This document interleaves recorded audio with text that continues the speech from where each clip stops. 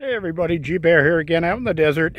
It's May 2nd. I'm heading home today. I got out here last Wednesday and I rolled into this peaceful looking desert right here last Wednesday at about 7 o'clock at night, and the wind gusts were about 70 to 80 miles per hour with sustained at about 65. Anyway, my shed took a little damage, and I'll show you that later. But right now I want to show you what I got achieved this weekend. Andy helped me pour the concrete into the cinder blocks here, and then I capped them all off, and I put the wooden structure there that's going to hold the platform that'll hold the water tank.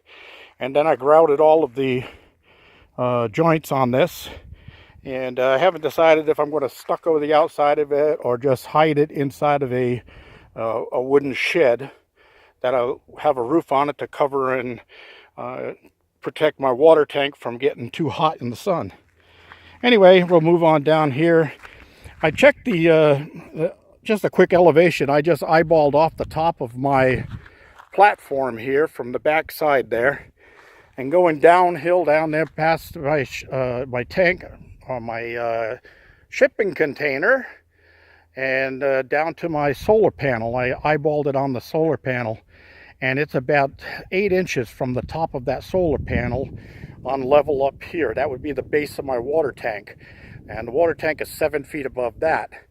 So down there, I'm going to have about, from the head, from the full tank, I'll have about a 12-foot drop.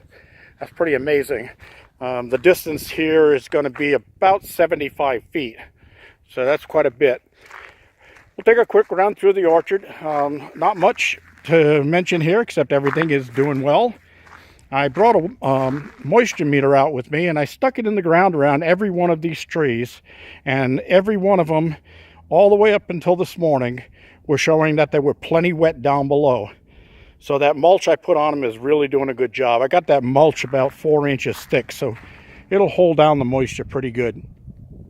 And anyway, I gave them all a little bit of water just a little while ago to make sure that they hold until the next time I come out. And you can see my beautiful blossoms here on my apple trees, and I've got over here on the Bartlett pear, got some pears set on here. The most dominant one is right up there at the top, and there's another one right below that, and a couple more down inside here. My multi-apple tree is doing great. I got those 4 big apples at the top, and I've got some smaller ones set on the other branches. My peaches are really going along. They're all about the size of walnuts right now, and that's looking good. Then the green came back out on my fig tree, as I knew it would. The Go Juice helped that out. This one I think is dead. This is the Weeping Santa Rosa Plum. I think that one's going to have to come out. I've snapped a few branches and it's dry. The cherry tree has got some blossoms on it, but it's not ready yet to go full bore, although there's a fresh growth coming out of all the branches. And over here, this Santa Rosa Plum is doing great. It's got plenty of life on it. Haven't yet seen any blossoms, but we'll give those some time. They may come along.